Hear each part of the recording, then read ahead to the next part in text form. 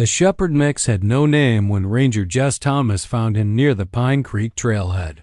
Just a shadow of a dog, weak and frail, his ribs visible through his matted fur. His paws were raw, worn from traveling, and his eyes, those eyes deep and sorrowful, carried the weight of more than a dog should bear. The dog didn't growl, didn't bark, didn't even flinch when Jess approached. He simply lay in the cold, frozen grass as though he belonged to the mountain itself, blending in with the wilderness. Jess hesitated for a moment, then gently approached with a rope leash. The dog did not resist. He didn't seem to care. He was a presence, a specter in the form of a dog. Jess led him to the Pine Creek Wildlife Recovery Station, a small wooden structure nestled in a clearing surrounded by towering fir trees. It looked like a safe haven, but to the dog it was just another stop, another place where he'd be forgotten. Jess sighed as she filled out the intake form. No chip, no collar. No ID, she murmured to herself, shaking her head. Just another ghost. The dog didn't react to the food placed near him, nor did he seem aware of the other animals around him. He lay still for hours, occasionally shifting his weight to relieve the numbness in his legs. The volunteers began calling him Ghost simply because they had nothing else to call him. And the name fit, silent, present, but not entirely there. He wasn't looking for rescue, or at least not in the way the others were. No one expected him to be claimed. The roads near Pine Creek were treacherous year-round, and in winter, the only ones who traveled through were climbers, hunters, or those with business on the mountain. Ghost had scars on his side and a half-healed wound on his front leg, but it was his eyes that told the real story. His eyes held a heaviness, a burden that no stray should carry. Ranger Jess snapped a picture of him, posted it on a regional wildlife forum, and then forgot about him. But 3 days later, the phone at the front desk rang. Jess picked it up, expecting a routine call, but instead, a woman's voice on the other end asked one simple question. Does he have a small nick on his right ear, just above the fold? Claire Monroe hadn't answered her phone in weeks. It rang again the next morning, its jarring sound pulling her from the silence of her cabin. She stood at the kitchen sink, her hands submerged in lukewarm dishwater, staring out at the frost-covered field beyond. It had been months since anyone had come near her cabin. The trees were still, silent, like sentinels standing guard over her isolation, a stark reflection of the life she had built after the day on the mountain. The voicemail played automatically, the voice on the other end familiar, yet distant. Claire, it's Jess from Pine Creek Recovery. I think we may have found your dog. You should call me back. Claire's hands froze in the water. She hadn't heard Blaze's name in over a year. Not from anyone except herself, quietly whispered in dreams or on the edge of breakdowns. The last time she saw him was through a blur of snow and shouting, his shape swallowed by the white just before the avalanche struck. She had resigned herself to the loss 2 days later in silence. No press conference. No farewell dinner. Just a quiet exit from the outdoor survival school she had built from scratch. Guilt was quieter than grief, but it lingered longer. Now she lived alone in a rented cabin at the edge of Black Elk Ridge. She did freelance trail mapping when the weather allowed, taught self-defense to local women once a month, and spent her nights awake, tangled in memories of the past. Claire called Jess back before the second voicemail finished recording. What did you say about a dog? She asked, her voice low and steady, but her fingers clenched around the phone as if it might vanish from her grip. Jess responded carefully. I didn't say it was Blaze, but Claire. He's got the same scar, same build. And he didn't look at anyone until we said your name. Claire didn't expect it to hurt this much. The drive to Pine Creek took 2 hours, winding roads, sheer cliffs, and a winter fog that clung to the trees like breath on glass. Every mile felt like it stretched longer. Her hands gripped the steering wheel tighter with each turn, knuckles pale, as if the road might decide to disappear beneath her tires. Jess met her outside the recovery station with no words. She only nodded toward the kennels behind the main cabin. Claire followed, boots crunching in the frozen ground beneath her. There, in Kennel 6, lay the dog. He was curled up in the far corner, head down, one paw tucked under his chest. When Claire approached, the dog didn't move. He didn't lift his head or twitch an ear. She crouched slowly, scanning his body for any sign of recognition. The scar near his right ear was faint but unmistakable. His build was leaner now, almost skeletal, but the bone structure hadn't changed. A sharp breath caught in Claire's throat. "Blaze," she whispered, her voice cracking despite herself. The dog lifted his head, but his eyes passed over her as if she was just another stranger. He blinked once slowly, then turned away and curled tighter into himself. Claire swallowed hard. She reached her hand through the bars, hesitated, and then pulled it back.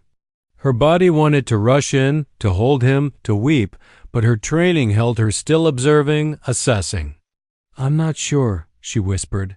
Jess crouched beside her, his voice soft. "You think it's not him?" Claire shook her head, eyes never leaving. The creature that looked exactly like the dog she once loved. "I think, if it is him, he doesn't know me anymore." That first night, Claire didn't sleep. She made up the guest room for him, an old quilt on the floor, a shallow bowl of water, and a thick cushion she used for camping. Ghost stood in the doorway, unmoving, eyes scanning every corner of the room like a soldier entering unfamiliar territory. Claire didn't coax him. She didn't kneel. She simply sat on the hallway floor, back against the wall, and waited. An hour passed before Ghost stepped inside. He sniffed the cushion, circled it once, then lay down with his back to her. Not defiant, just distant. A presence in the room, but not with her Dot the next morning. Claire made eggs. Ghost didn't beg. He didn't come to the kitchen. But when she turned from the stove, she saw him lying in the hallway, facing her now, watching her quietly.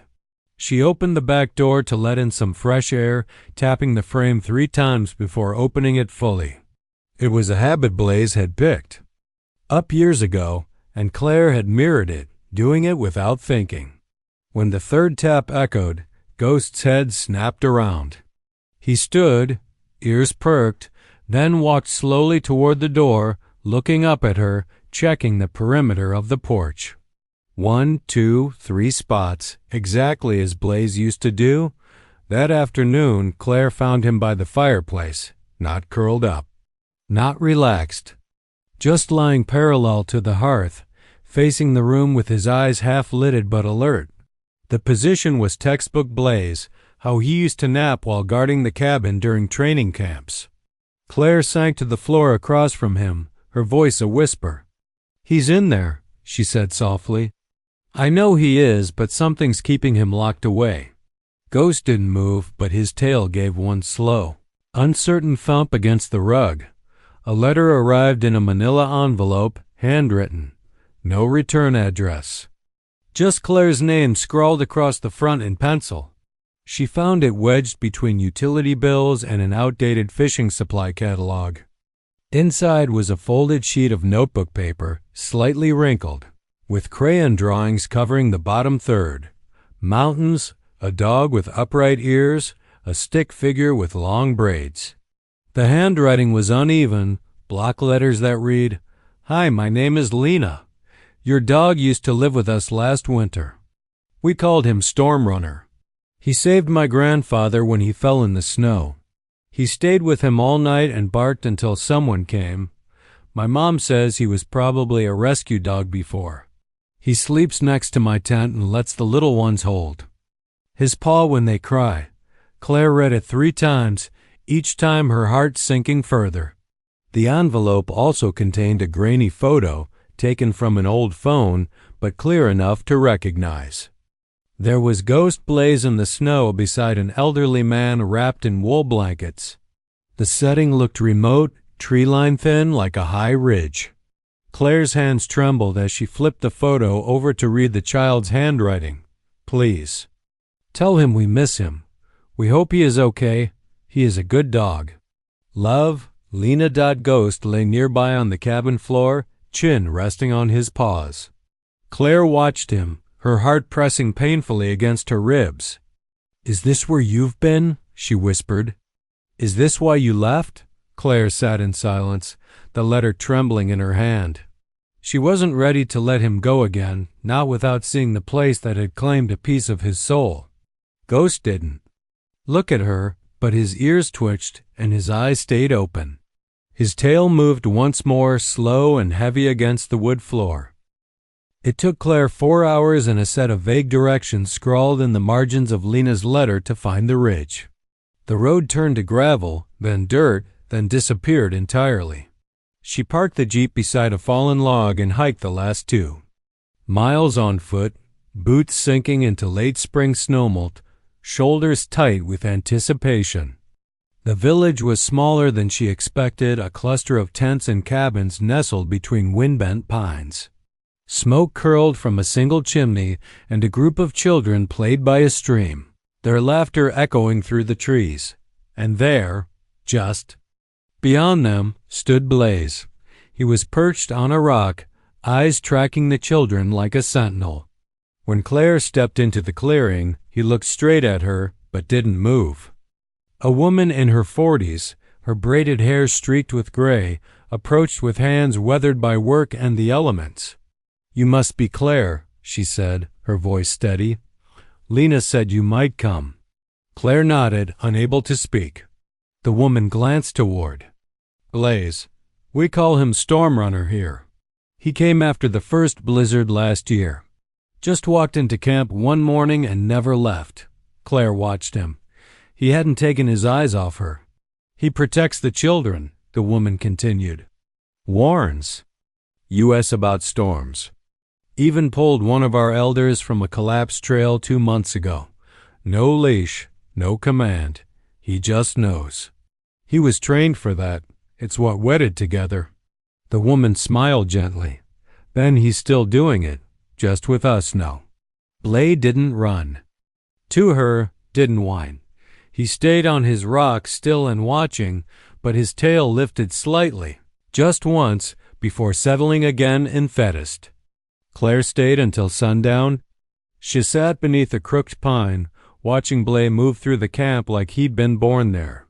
He nudged a toddler back toward her tent when she wandered too far, barked twice at a rustle in fee trees, drank slowly from the stream, then lay near the fire pit. Front paws crossed like royalty. Not once did heck him to her. The children adored him, called him by name, draped arms over his back without hesitation. One boy kissed his muzzle before running off to chase Azabling. Blah one didn't flinch. Claire felt something crack inside her. This dog hadn't slept curled against her legs after long nights on ice. Had pulled her from a creasse when her harness snapped. Had learned her mood so intimately he would nudge her hand before she realized she was unraveling. And now he belonged to someone else. She rose slowly, brushing pine needles from her coat. Blah one watched its movement but didn't get up. His eyes followed her as she crossed the clearing, her boots sinking softly into loam. At the edge of the camp, Claire turned. If you're happy, she whispered, I won't ask you to leave. The wind moved through the trees like breath. Blah one stood finally.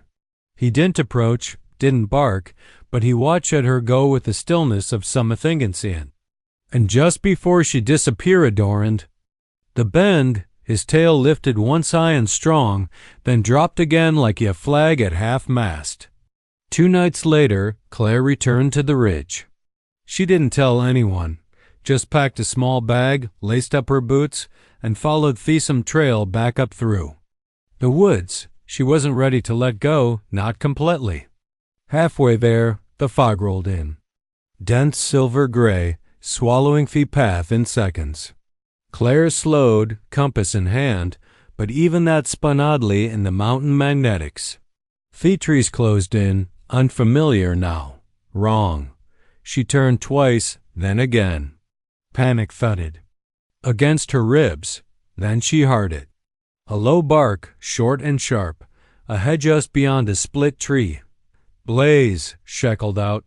Another bark closer. Footsteps, not hers. And then he peered, silent, solid, tail high, ice locked on hers, no hesitation. Trotted up, bumped her leg with his holder, then turned around and started walking. Claire followed. He led her without looking back, weaving through rocks around thick tree trunks, always pausing just enough for her to catch up. In 15 minutes, the fog broke and there was the camp. Firelight flickering between trees. BLA-1 stopped at the edge of the clearing. Claire crouched beside him, breath-catching. "You still know how to find me," she whispered. Blah-1 didn't answer, but when she placed her hand on his back, he didn't move away. He sat down beside her close enough that their shoulders touched, and together they watched the mist slip back into the trees. The next morning, Claire sat with Lena and the elder woman, Mara, in a circle of sunwarm stones. They didn't speak much. Mara stirred tea made from pine needles. Lena traced patterns in the dirt with a stick. Blaze lay between them, dozing lightly, ears still twitching with every shift in wind. Clara cleared her throat. "I don't want to take him away," she said. "But I don't want to lose him again either." Mara nodded, watching the steam curl from her cup. "You're both his people," she said simply. "Maybe he's meant to walk both paths." Claire looked at Blay, his breath steady. Body calm, but not quite relaxed. Always ready, always listening. Lena spoke up, her voice soft but certain. "He can come visit. Maybe Evan teach the little ones how to listen like does." Claire smiled, but there was weight in it. That would mean World. She reached into her pack and pulled out Blaze's old collar. It was worn leather, cracked at the edges, but engraved tags still caught the sun. "Blay, if found, he's already home." She handed it to Lena. "Maybe you can make him something new. Something that says both names." Lena took it with reverence, her small fingers tracing the letters. BLA-1 didn't open his eyes, but his tail thumped once on the ground. Not loud, just enough. He'd heard every word. Claire didn't move back to the city. Instead, she rented a cabin closer to the ridge, less than an hour's hike from the camp. She started teaching weekend serval classes for girls from nearby towns, often inviting Mara and Lena to speak. Sometimes the girls would hike up to the village and learn how to build fires from scratch.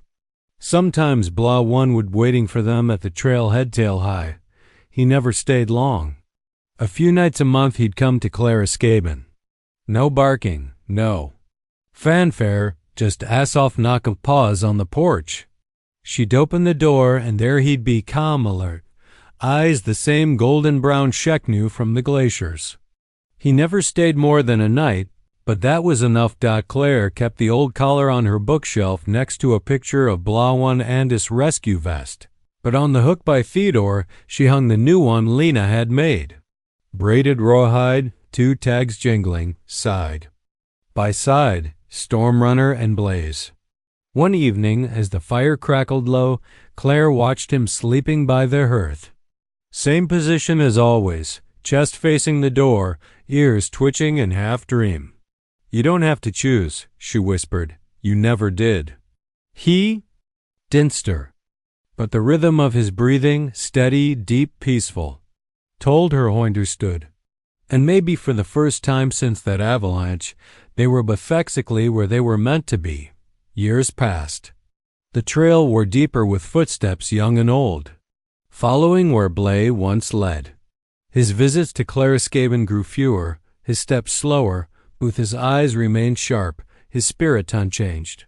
He passed on a quiet spring morning. No storm, no sound, just sunlight filtering through pine needles and the smell of thawing earth. They found him lying by the stream where he'd first appeared years ago, head resting in a flat stone, body curled. Like he wasnn't sleeping, Lena wept. Mara stood still, then knelt and whispered something no one could hear. Claire cameth at night. She didn't speak. She just sat by the stream until the stars rose one by one above the ridge. Months later, the village built a stone marker in that same spot. A bronze sculpture sat atop it. Simple, life-size, perfectly still. Blaze, head lifted, eyes forward, one paw slightly raised like he was ready to move. On the plaque beneath, the words were carved in both English and the local tribal tongue. I never needed a leash to lead us. I never needed words to teach us. Blaze, storm runner, guardian of the ridge. Children still place pine cones at his feet. Hikers pause to touch the cold metal nose. And on certain misty mornings, they say you can hear footsteps in the woods, steady measured, just ahead on the trail. And every spring when the snow begins tumult and the first wild flowers bloom near the ridge, the children say Heckem's back in the wind guiding them still.